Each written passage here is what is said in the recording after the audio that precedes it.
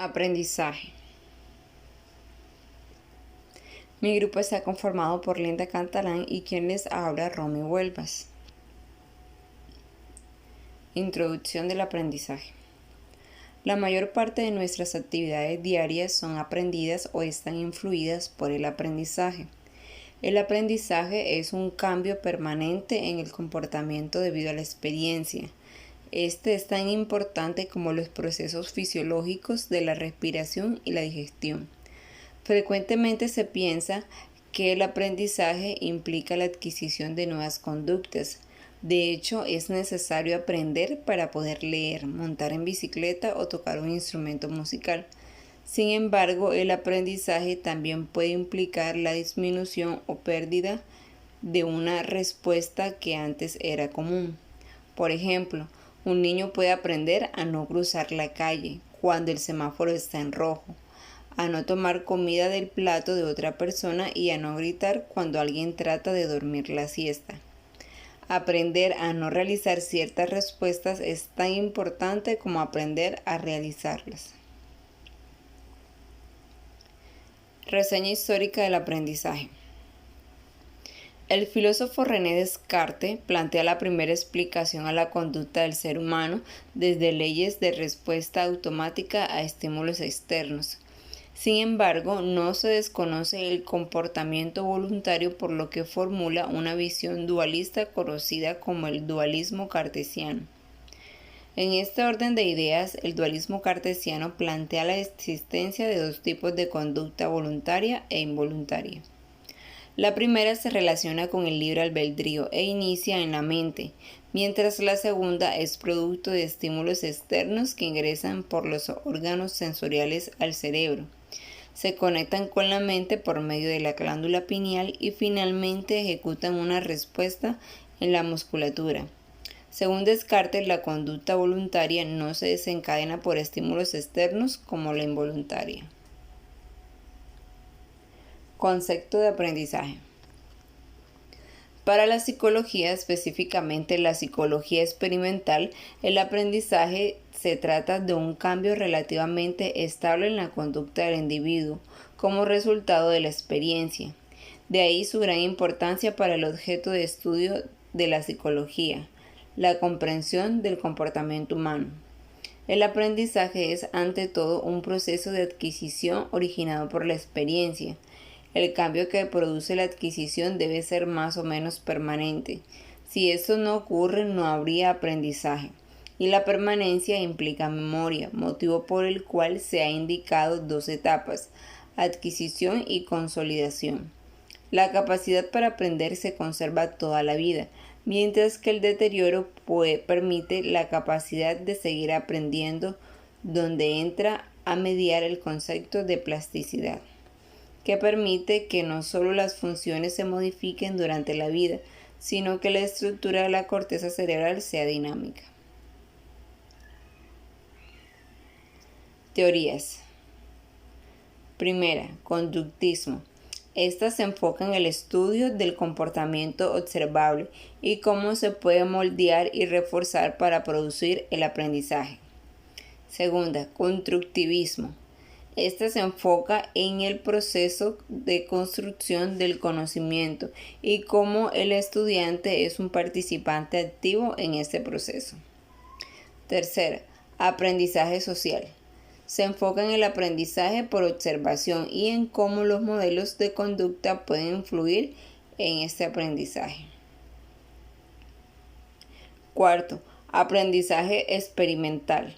Sostiene que el aprendizaje es un proceso que se produce a través de la experiencia y que ésta se puede mejorar mediante la reflexión crítica y la aplicación del conocimiento. 5. Aprendizaje significativo.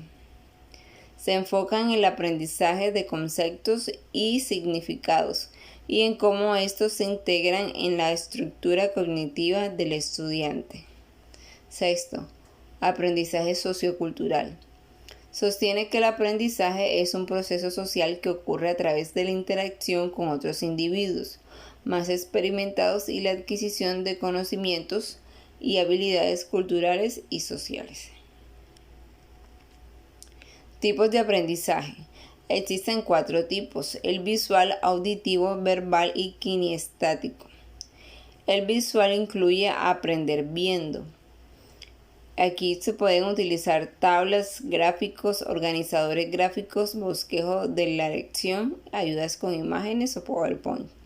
El auditivo implica aprender escuchando, como lectura en voz alta, centros de escucha, instrucciones verbales, discusiones y repetir a un amigo.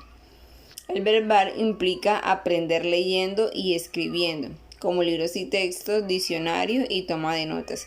Y el kinestésico implica aprender haciendo. Incorpora el movimiento corporal, la sensación del tacto y las manos en movimiento. Principales representantes: Jean Piaget, Albert Bandura y Vygotsky. Piaget, reconocido por sus aportes al estudio de la infancia y por su teoría cognitiva constructivista del desarrollo de la inteligencia, a partir de una propuesta evolutiva de interacción entre el sujeto y el objeto.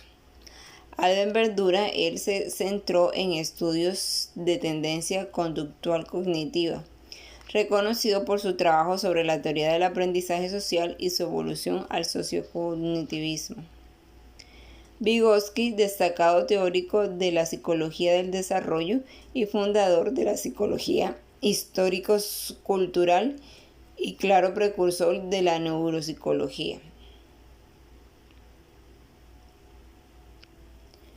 David Ausubel. David Ausubel fue un psicólogo y pedagogo estadounidense de gran importancia para el constructivismo. David Cole, teórico de educación estadounidense cuyos intereses y publicaciones se centran en el aprendizaje experimental. Iván Pavlov, el condicionamiento clásico o pavloviano es el tipo de aprendizaje asociativo más básico en el que un organismo responde a un estímulo ambiental originalmente neutro, con una respuesta automática o refleja.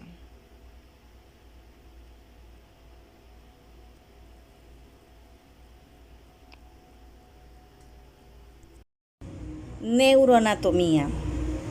La neuroanatomía es el estudio de la estructura del sistema nervioso, tanto a nivel macroscópico como de tejidos, células y conexiones neuronales. Dentro de la neuroanatomía encontramos estructuras tales como neuroanatomía corteza cerebral, la capa exterior del cerebro que está involucrada en funciones cognitivas superiores como la percepción, el pensamiento y la memoria. Hipotálamo regula funciones autonómicas como el hambre, la sed, el sueño y la temperatura corporal. Hipocampo, importante para la formación y consolidación de la memoria. Cerebelo, controla el movimiento voluntario y mantiene el equilibrio y la postura. Tálamo, actúa como una estación de revelo para la mayoría de las señales sensoriales entrantes antes de ser transmitidas a la corteza cerebral. Ganglios basales, contribuyen al control del movimiento y están implicados en procesos cognitivos y emocionales. Neurobiología. La neurobiología es una especialidad de la biología que estudia las células del sistema nervioso y su organización para evaluar su función en el procesamiento de los pensamientos y el comportamiento. Dentro de la neurobiología encontramos neuronas, que son las células del sistema nervioso que son responsables de recibir, procesar y transmitir señales electroquímicas. Sinapsis, las conexiones entre las neuronas donde ocurre la comunicación neuronal. Neurotransmisores, sustancias químicas que transmiten señales entre neuronas. Receptores, proteínas en la superficie de las células que detectan neurotransmisores y desencadenan una respuesta celular, circuitos neuronales, las redes de neuronas que trabajan juntas para procesar información. También encontramos instrumentos de valoración, como pruebas de inteligencia, pruebas de desarrollo infantil, pruebas de habilidades académicas, evaluaciones de conducta y emociones. También encontramos trastornos que afectan el aprendizaje de los niños, como dificultades para contar, dificultad para dibujar, atarse los cordones, dificultad para leer, dificultades para hablar, dificultades ortográficas, dificultades para escribir. Aquí tenemos una lista de palabras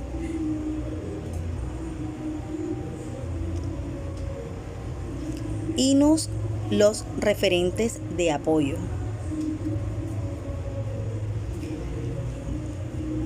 Nuestros videos recomendados. Muchas gracias.